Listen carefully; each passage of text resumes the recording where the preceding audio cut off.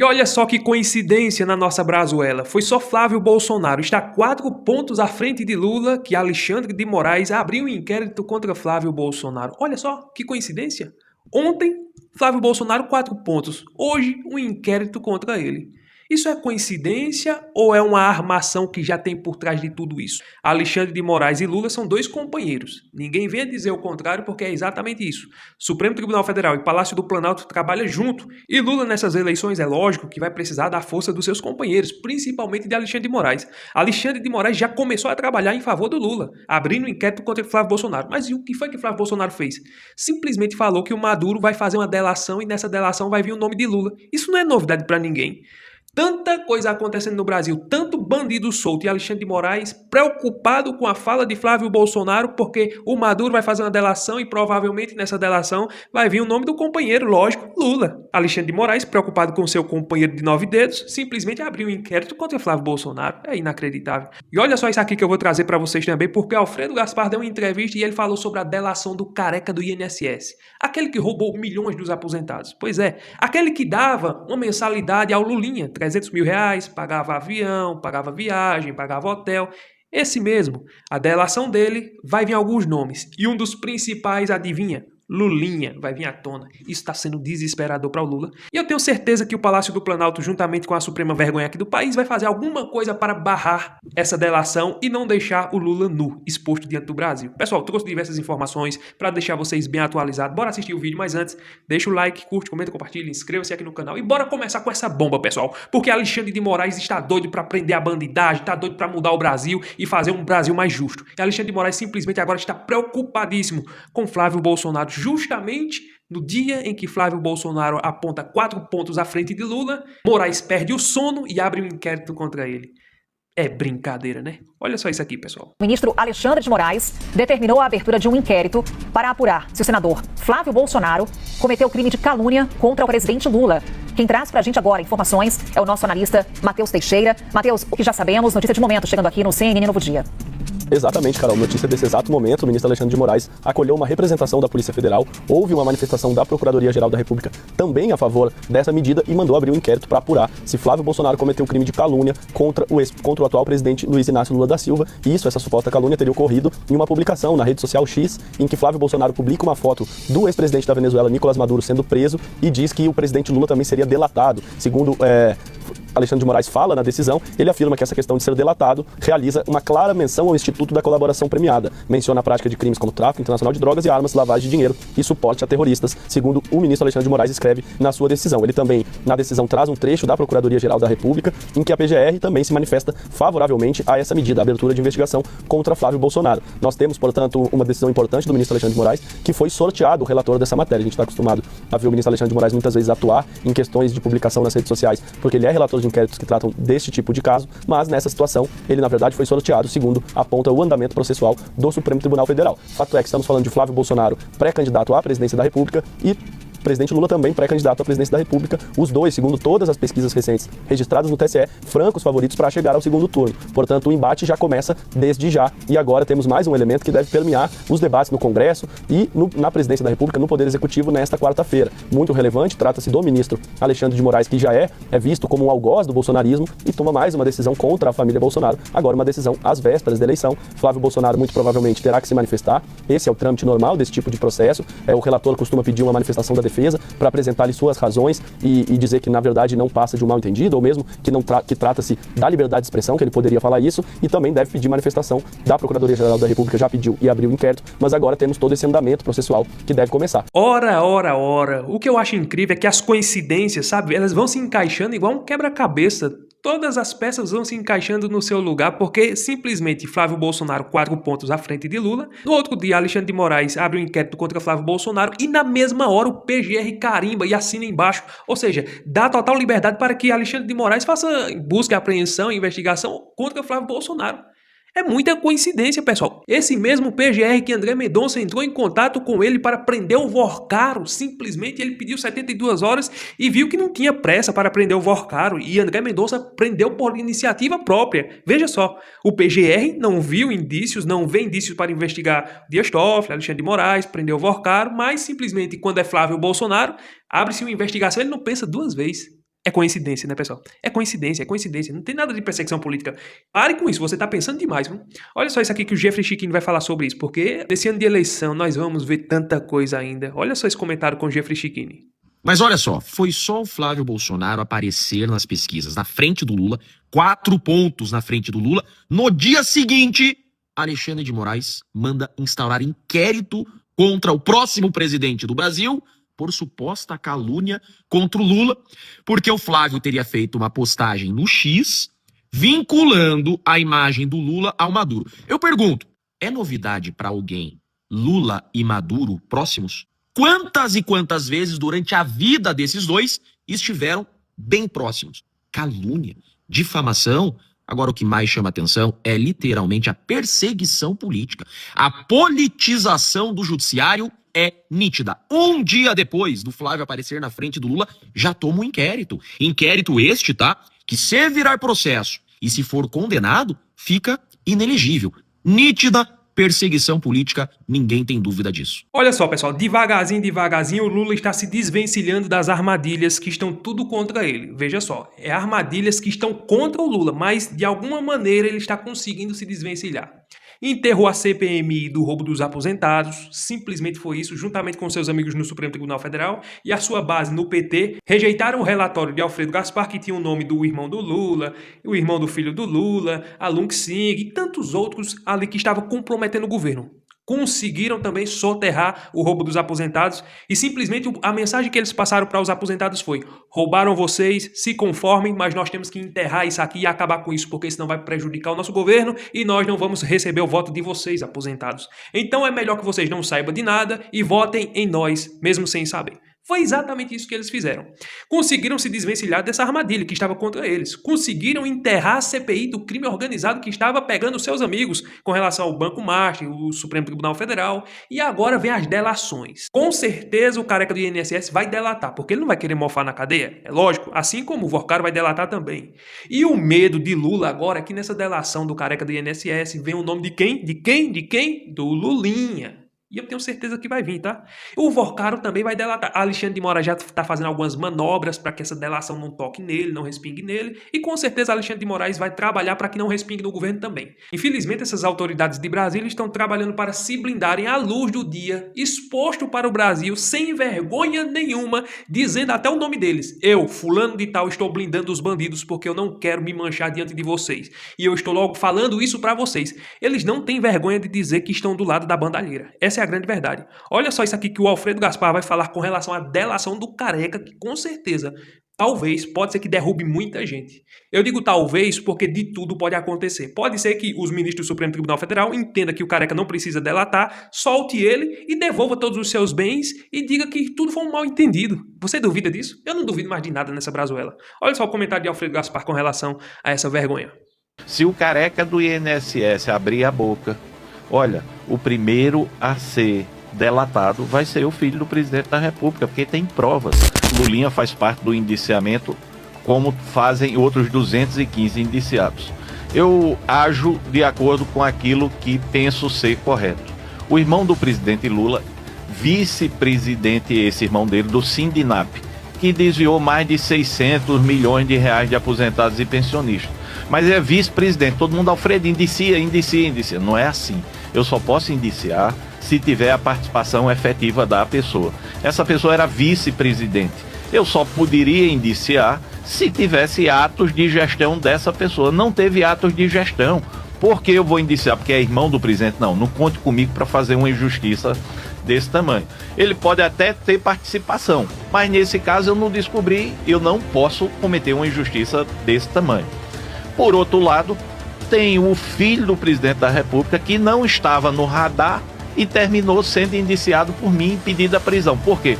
Porque tem envolvimento com o careca do INSS, Roberta Luxig e Daniela Fonteles, que tem dinheiro repassado, tem vantagem indevida, tem viagem pagas, ou seja, tem lobby descarado em nome dessa turma. Então, quando as pessoas falam, é perseguição. Se fosse perseguição, eu teria indiciado o irmão do presidente da República. Eu indiciei o filho do presidente da República. Ah, é porque é filho? Não, porque se fosse assim, eu tinha indiciado o Frei Chico. Mas não tem pressão no mundo que me faça cometer uma injustiça sem haver prova. O inverso foi em relação ao filho do presidente. Foi pego com a mão na massa, por isso que indiciei. Teve vantagem indevida paga pelo principal operador financeiro, que é o careca do INSS, que roubou milhões de aposentados. A Roberta Luxemburg é uma lobista, mas uma lobista que faz esquema dentro do governo Lula. E o filho do presidente Lula, o Fábio Luiz, estava sendo usado porque queria ser usado para abrir portas para esse lobby criminoso. Nunca a esquerda teve tão aliada como está agora com relação ao crime organizado aqui no Brasil. Isso é um fato. Olha só o comentário desse jornalista com relação a isso. Porque a esquerda vive se gabando, dizendo que tudo é culpa de Bolsonaro, o roubo do Banco Master é culpa de Bolsonaro, o roubo dos aposentados, culpa de Bolsonaro. Mas eles estão blindando as pessoas que deveriam estar sendo investigadas. Eles não querem, por exemplo, trazer para questionar as pessoas que podem comprometer o seu governo. Então, como pode ser culpa de Bolsonaro, Bolsonaro, o grande bandido do Brasil, se a esquerda está blindando os bandidos que estão na mira das investigações? Que contradição é essa? Então está exposto, está claro diante dos olhos dos brasileiros que o PT, a esquerda, está entranhada na corrupção com os ladrões de uma tal forma que eles entram em contradição e não conseguem explicar isso diante dos brasileiros. Eles blindam os bandidos e, ao mesmo tempo, culpam os outros daquilo que eles fazem. É inacreditável. Olha só isso aqui, pessoal. Comentário sensacional desse jornalista. Eu acho engraçado porque o presidente Lula diz que tem que investigar, inclusive do filho dele, tem que investigar e punir, coisa e tal. Mas aí quando as pessoas são citadas, ele e o partido saem em defesa dessas pessoas que estão sendo acusadas, estão sendo investigadas. Nunca a esquerda esteve tão aliada ao crime organizado em todas as esferas quanto no Brasil. E eu não duvido não que esses senadores que propuseram tanto o presidente da CPI quanto o relator venham a sofrer represálias do STF. Afinal de contas, a lei no Brasil, a justiça acabou. Hoje nós temos a lei de 11 homens togados que fazem o que querem e o que bem entendem. A reação dos ministros foi violenta. Gilmar Mendes falando em processar alguém por abuso de poder. E o Toffoli disse que eles vão avaliar a cassação desses senadores que os estão denunciando. É a ética e a moral do país que simplesmente desandou. E a CPI tem autoridade, sim, para, no seu relatório, colocar o que ela decidiu. O problema é que esse relatório tem tudo para não ser aprovado, exemplo da roubalheira do INSS. E aí o relatório vai virar uma folha de papel que não tem valor nenhum. Olha só esse comentário aqui com Boris Casoy com relação ao Supremo Tribunal Federal, a suprema vergonha aqui do Brasil. E eu quero aproveitar esse momento para fazer um agradecimento a Bolsonaro. Porque se toda essa exposição do Supremo Tribunal Federal e toda essa maracutaia está vindo à tona do jeito que está e os ministros estão mais sujos do que pau de galinheiro, é por causa que existia um presidente corajoso que confrontou essa suprema vergonha aqui no Brasil. Porque antes de Bolsonaro, ninguém sabia de esquema, ninguém sabia de nenhuma sujeira dos ministros, de nada. Por mais que eles fizessem as suas maracutaias lá atrás, ninguém ia saber, ninguém nunca soube. Bolsonaro foi quem colocou o dedo na ferida. Bolsonaro foi quem chamou para o confronto. Bolsonaro tem uma fala de Bolsonaro dizendo a Alexandre de Moraes, revele as suas contas bancárias. Ou seja, Bolsonaro já tinha informações, mas ele não poderia trazer à tona, porque ele não teria uma prova contra o ministro da Suprema Corte. E hoje, tudo que Bolsonaro falou lá atrás está se concretizando. Que coisa boa, pessoal. Eu pergunto a você, se não fosse Bolsonaro romper, foi um rompimento que Bolsonaro fez com a eleição dele. Antigamente, nós sabemos, era Geraldo Alckmin do lado, Lula do outro. Todo mundo, naquele tempo, entendia que o Alckmin era a direita e o Lula à esquerda. Aí ficavam os dois, chamando um chamava o outro de cachorro, o outro chamava o outro de bandido. E ficava aquela briguinha de dois amigos, né? Que depois, quando desligavam as câmeras, talvez saíam junto, ligavam um para o outro, trocavam mensagem. Mas, diante das câmeras, nos debates, o Lula disse que o Alckmin disse que Lula ia voltar para a cena do crime, e Lula chamou o Alckmin e disse daquilo. E era aquela briga que nós pensávamos, dois adversários. E hoje nós sabemos que aquele que disse que Lula ia voltar para a cena do crime, deu as mãos e voltou junto. Como diz o Brasil Paralelo, o teatro das tesouras. E Bolsonaro trouxe esse rompimento, por isso que hoje nós estamos vendo escancarado a podridão do Supremo Tribunal Federal, porque uma pessoa corajosa, que está pagando um preço muito alto hoje, um preço muito alto, quase pagou com a vida, Deus livrou ele e agora está, infelizmente, sofrendo nas mãos de Alexandre de Moraes. É uma triste realidade? É, mas está sofrendo nas mãos do Carrasco, que para ele ir para o hospital tem que pedir autorização a Moraes, para receber uma visita Moraes tem que autorizar, e é aquela bagunça, gente. É inacreditável. E ainda dizem que Moraes não está indo contra os direitos humanos. Não, não está não. Brincadeira, né? Olha vocês comentários aqui de Boris Casoy com relação a essa maracutaia do Supremo Tribunal Federal, que simplesmente agora quer caçar o mandato de Alessandro Vieira, porque Alessandro Vieira colocou o dedo na ferida. Dias Toffoli, que não tem moral pra nada, simplesmente quer acionar a PGR já tá de orelha em pé, doido pra pegar Alessandro Vieira e deixar ele inelegível, pra que ele não concorra mais ao Senado Federal. É brincadeira, né? E é porque Alessandro Vieira não é bolsonarista não, tá? Alessandro Vieira é do MDB, centrão, mas é um cara independente. Tem meu respeito, meus parabéns ao posicionamento e à coragem de Alessandro Vieira. E só fez o que fez porque não tem rabo preso dentro daquela Suprema maracutaia. Essa é que é a grande verdade. Olha só o comentário aqui de Boris Casoy com relação a tudo isso que está acontecendo diante da Suprema vergonha aqui do Brasil. Nós estamos vivendo há dias e dias e dias uma crise grave, institucional, que envolve o Executivo, o Legislativo e especialmente o STF. Então você encontra alguns fatos que colocam em posição de descrença o STF brasileiro. Aí você tem uma CPI funcionando, CPI é política, feita, tocada por políticos, e apresentam esse resultado, que os ministros do STF definem como eleitoral, pode ter um componente eleitoral, mas acabam representando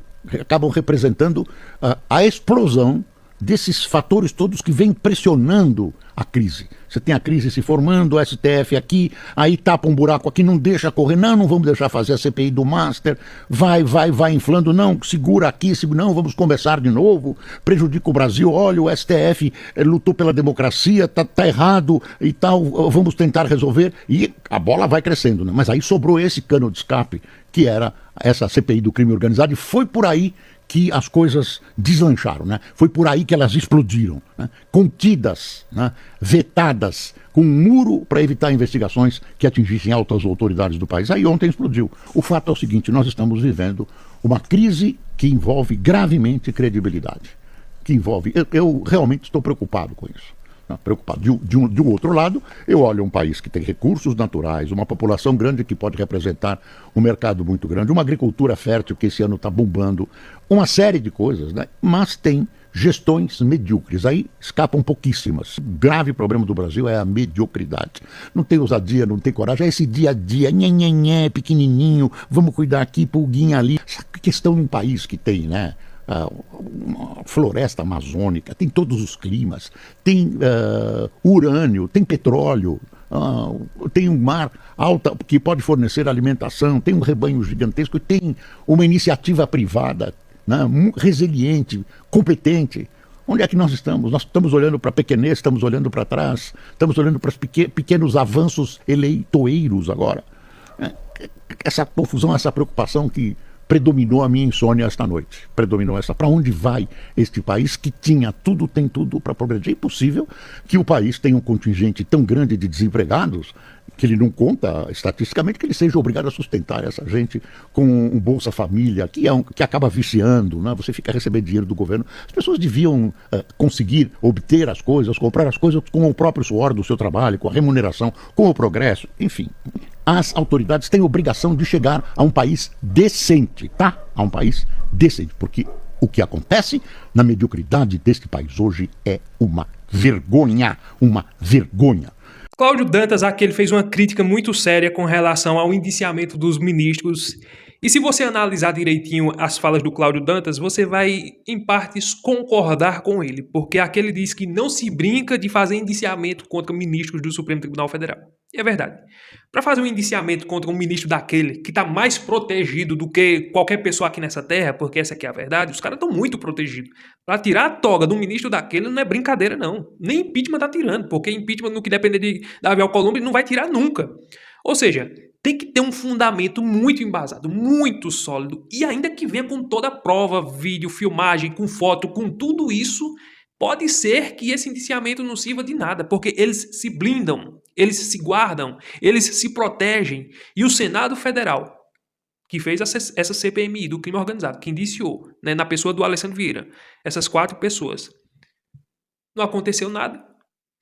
Olha só esse comentário aqui, eu vou deixar você analisar esse comentário aqui do Cláudio Dantas, porque aqui ele tem uma certa razão.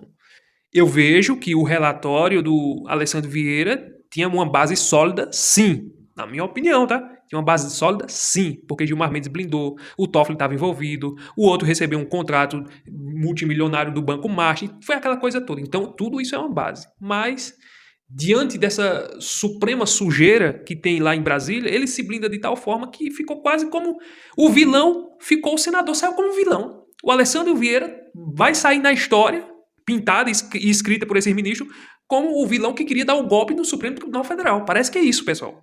Olha só isso aqui. Olha só esse comentário aqui com o Cláudio Dantas com relação a esse indiciamento dos ministros. Minha recomendação pra vocês, viu? Aí da CPI do crime organizado, viu? Enterra esse relatório. O relatório é um lixo, tá? Uma coisa, não se brinca de fazer indiciamento com o STF, com o ministro do STF. Você não brinca, não fica de provocaçãozinha barata. Ou você pega e faz um negócio robusto e essa investigação, ela não passou nem perto de investigar o que ela precisava investigar, e ele tá certo, Flávio Dino tá certo aqui. Não investigou milícia, não investigou crime organizado, facção criminosa, não investigou cacete nenhum. Então vocês estão brincando de fazer CPI, achando que vão usar isso pra poder se eleger. Vocês deram um tiro no pé de vocês, porque vocês compraram aí uma briga com os ministros do STF, que merecem ser investigados, só que vocês os fazem de forma incompetente, de forma amadora, de forma primária. Vocês são amadores no que vocês fazem, tá? É tanto o sentido, o oportunismo eleitoral é tão grande que vocês, assim, bota qualquer coisa aí, ó, enfia aí, copia e cola, junta, pega um clipeiro, faz um clipping de notícias, enfia esse negócio, bota nesse relatório. Minha recomendação pra vocês, viu? Aí da CPI do crime organizado, viu? Enterra esse relatório. O relatório é um lixo, tá? Cheio de teoriazinha barata da esquerda globalista. E com provocação com o ministro do STF. Vai provocar o ministro do STF, vocês vão ver o que vai dar. Provoca não, meu amigo. Ou faz um negócio decente, ou faz uma investigação decente, robusta, ou fica quieto. Pessoal, eu tô trazendo aqui alguns vídeos de Magno Malta porque ele é um senador desbocado que não tem medo de ir pra cima, não tem medo de falar a verdade, não fica com arrudeio nem se escondendo. Olha só isso aqui que ele vai falar com relação ao Dias Toffoli, porque Dias Toffoli não tem moral pra vestir a toga que usa. Essa é a grande verdade. Dias Toffoli se exaltou, não gostou do relatório de Alessandro Vieira porque estava indiciando ele, Gilmar Mendes, Alexandre de Moraes e o Paulo Gonet, ele não gostou. Dias Toffoli simplesmente disse que isso é um atentado contra a democracia. Isso é um atentado às instituições. Não pode. Não pode falar contra os ministros da Suprema Corte, muito menos indiciar. Aí daquele que pensar em fazer uma investigação. Se nem indiciar pode, falar em investigação é um atentado contra a democracia. Pois é. Essa mesma pessoa, que é o Tayayudo, que está envolvido com o Vorcaro, pediu a cassação do mandato do Alessandro Vieira. Ou seja, Alessandro Vieira tem que ser indiciado, investigado, porque atentou contra a Suprema Corte, contra esses que estão envolvidos na maracutaia, essa aqui é a grande verdade, e o PGR já foi acionado já, e pode ter certeza que o PGR vai trabalhar para tirar a elegibilidade do Alessandro Vieira. Não, é isso. A pessoa, aqui no Brasil é assim agora, quem é honesto, transparente, quer ver a verdade, quer ver as coisas certas, é antidemocrático. Quem passar um pano, quem fingir que não viu, quem vê a corrupção e deixar para lá, ou então quem estiver participando, esse daí tem mais chance de concorrer a uma cadeira e quem sabe tem até uma ajuda. Porque é assim, o corrupto está tendo mais chance do que o honesto. A pessoa que estuda tem menos chance do que o preguiçoso. Parece que as coisas estão se invertendo. Aqui é o Brasil paralelo, é o Brasil das inversões agora, né? Não é isso que o Lula faz? Negros contra brancos, ricos contra pobres, é isso, é uma cota. Parece que vai ter cota para o corrupto e quem é honesto vai ser desprezado e escanteado. Eu estou falando assim, pessoal, porque é o que eu estou enxergando dentro de tudo isso que nós estamos vendo hoje. Por incrível que pareça. Olha só isso aqui que Magno Malta falou, sem medo nenhum, pessoal. Nós precisamos eleger senadores nesse nível. Esse é o nível. Esse aí é o patamar de candidatos ao Senado que nós precisamos colocar lá em Brasília. Porque senão, se for essas qualidades de senadores como Davi Alcolumbre, Brasil está perdido. Viu? Brasil está perdido no que depender de Davi Alcolumbre, no que depender da base do PT. Essa é a realidade, pessoal. Olha só o comentário de Magno Malta.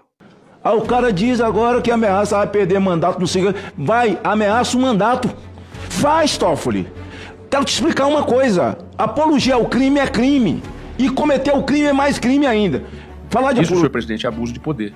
Isso pode levar, inclusive, à inelegibilidade. Isso pode levar, não só em sanções em outras áreas, como voz também da justiça eleitoral. E a justiça eleitoral não faltará em punir aqueles que abusam do seu poder para obter voto num proselitismo eleitoral. Porque tem que se pôr fim imediato a essa assanha de que atacar determinadas instituições dá voto. Atacar instituições é atacar o Estado Democrático de Direito, é atacar a democracia. Então, Toffoli, tá ameaçando de tirar o mandato de quem? Do relator? Então é o seguinte, é a mesma coisa. Nós estamos pedindo o bandido para prender o delegado? Quem é o dono do Taiaiá, hein? Alguém me responde aí? Sei não. Dessa vez eu não perguntei a você não, Bahia, que eu sabia que você não sabe. Quem é o dono do Taiaiá? E pior, de apologia a crime, é cometer o crime. Nós estamos aqui lutando para derrubar a jogatina, Toffoli já tinha o cassino dele, os caça-níqueis lá, e o outro disse, Gilmar Mendes, mas ele não indiciou os milicianos. Dê nome de miliciano. Por que você não procurou o relator para dar nome de miliciano? Agora conversar fiado na imprensa é fácil, né? Mas é o decano, deixa ele viajar nos aviões de invocado, tadinho. Ele não pode ir no aeroporto, ele não tem condição de pagar uma passagem da Gol, desses de madrugada que viaja o Brasil inteiro para você chegar no seu destino. Então ele tá fraquinho já, deixa ele, né? Ir na festinha de invocado, deixa eles ir lá, o diretor da Polícia Federal junto, provar um uísque, nem sei o nome daquela peste, mas provar um uísque, né? Essas festas bacanas, com dinheiro do aposentado, roubado. Assim, ó, gente, eu tô no 3º mandato, cara, assim. Eu tô no 3º mandato. Eu até tava perguntando pra Bahia aqui, e lembrando que quando ele foi indicado, o Gilmar Mendes, foi Fernando Henrique que fez essa proeza, viu? A gente era deputado federal, quando hoje o decano, ninguém pode tocar. Se falar no nome dele, atacou a instituição.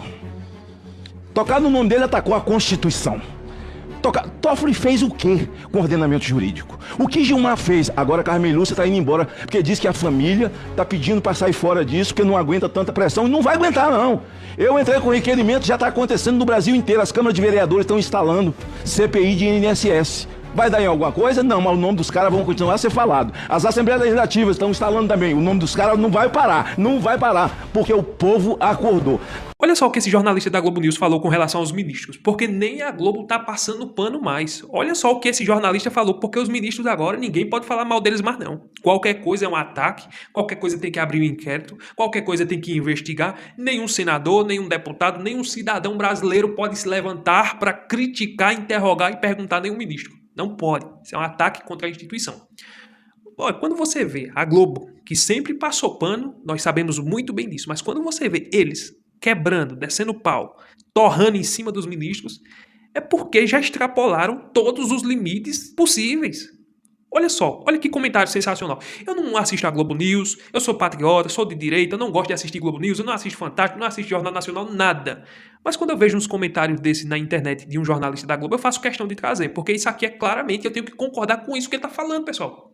O óbvio, isso aqui é o óbvio, pessoal, que só a Suprema Corte não enxerga. Mas olha só, se você não vai concordar com as falas desse jornalista. Toda vez que algum membro do Supremo é criticado, ele transforma essa crítica numa crise interna, institucional, numa questão de segurança nacional e manda investigar. Né? Então, virou até piada. Tem naqueles memes, bonequinhos, o Moraes dizendo, vou botar você no inquérito. Porque é isso. Cada vez que você faz uma crítica a alguém, do Supremo, algum ministro do Supremo, vem uma ameaça velada. Não pode, isso não é possível, não é possível. Agora, que o Banco Master precisa ser investigado e que esses ministros serão naturalmente envolvidos na investigação, porque já existem documentos e declarações e indicações claras de que eles tiveram uma relação com o Banco Master muito próxima, várias decisões do Supremo de autoproteção. Não é autocontenção, que é o que precisava, é autoproteção. Nisso, o senador Alessandro Vieira falou uma frase aqui na entrevista que eu fiquei pensando e ele tem toda a razão. O Supremo, a instituição é intocável, os homens não. Então, é óbvio, a gente está aqui acompanhando o Merval, como você bem disse, tem vazamento, tem apuração da imprensa, mas você não tem uma investigação a respeito dos ministros do Supremo. Muito pelo contrário. O que se tem até aqui é a opinião, manifestação, posicionamento das autoridades dizendo que não tem nada que pese contra esses ministros que têm contatos, têm relacionamentos e explicações a dar sobre a relação com o Vorcaro. E ao contrário, quando chegou a crise ao ponto do Toffoli ter que sair da relatoria, eles fizeram uma nota absurda, dizendo que ele não tinha nenhuma nada a ver com nada, que estava tudo certo. Aí uma semana depois ele diz... O próprio Toffoli. O próprio diz, eu sou suspeito, não posso... Então... Até o Vieira citou o próprio presidente Lula dizendo revelando que aconselhou o ministro Moraes a se declarar impedido de qualquer julgamento futuro sobre o caso Mafra. Exatamente. Esse é um problema grave do Supremo atual. A autoproteção. Cadê as Forças Armadas, que é o poder moderador, que é os defensores da democracia? Pergunta a você, cadê? Não existe. Segundo a Constituição, as Forças Armadas é o poder moderador da democracia. Mas, segundo a interpretação dos ministros do Supremo Tribunal Federal, isso é um equívoco, porque as Forças Armadas não têm mais esse poder. Cara, nós estamos em uma situação, sinceramente, eu vou falar uma coisa. A instituição STF tem que existir, sim. Não pode acabar o Supremo Tribunal Federal. Tem que existir para que tenhamos uma democracia correta, certa, que prevaleça. Mas esse STF que aí está, não está defendendo a Constituição nem a democracia. Está longe, longe, longe, longe. Temos um poder ditatorial dentro daquela Suprema Corte que quem concorda com eles é democrático. Quem não concorda com eles está atacando a democracia, é antidemocrático. É exatamente isso. Ou seja, discordar dos ministros é antidemocrático. Concordar, passar pano, não questionar, fingir que não está nada, que está tudo dentro da normalidade, não está acontecendo nada errado, isso é democrático. Ter um governo como o de Lula, que se envolveu no Petrolão, no Mensalão, sabe? Todos os presos da Lava Jato que foram presos com provas robustas, diversas delações, devolução de dinheiro, tudo, provas robustas. Não pode, soltaram todo mundo. Aí pegaram o Bolsonaro, aí democrático é prender Bolsonaro, dar 28 anos de prisão, dar 14 anos para um, 17 para outro, 16 para outro. Isso é democrático. O que não é democrático é deixar os presos da Lava Jato presos. José Genuíno, José Disseu e todos aqueles que foram presos. Malas de dinheiro, dinheiro na cueca, tudo aquilo. Foram tudo solto, absorvido. Estão aí querendo até disputar as eleições agora em 2026. Isso é democrático. Eu não acredito, gente, nessa democracia. Não. Isso aqui é um faz de conta.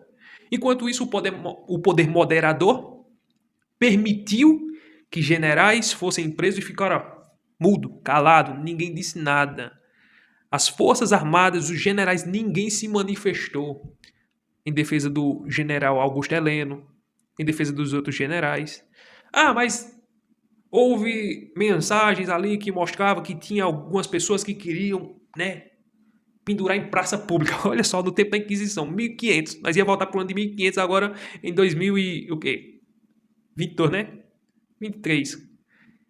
Que em praça pública, o Moraes, o Alckmin e o Lula iam ser no meio de todo mundo. Gente, isso é ficção, gente. Isso é um filme, gente. Isso não existe. Vocês acham que isso ia acontecer?